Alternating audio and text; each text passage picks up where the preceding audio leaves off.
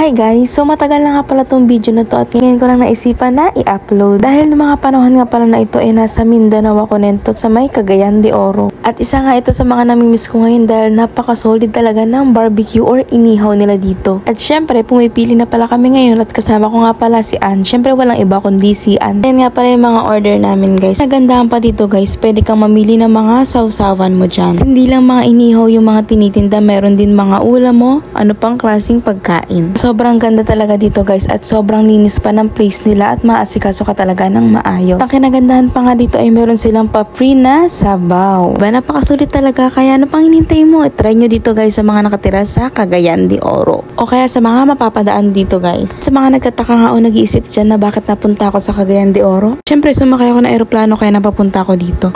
Charot. Dahilan talaga guys is dahil nagsisimula na talaga ako mag-travel at ikutin muna ang buong Pilipinas. At napagtantuhan ko nga na sa Mindanao muna unahin. Bakit Mindanao nga muna talaga at hindi Luzon? Siyempre may gusto kasi ako patunayan sa sarili ko guys. Gusto ko maging independent talaga na wala akong kaalam-alam sa lugar. Kaya gusto kong mga pa or kayanin yung sitwasyon or yung kultura nila doon. Break na nga pala tayo sa kinakain namin guys. Napapahaba ng aking pagkukwento. Guys, sobrang sarap talaga at napaka-solid.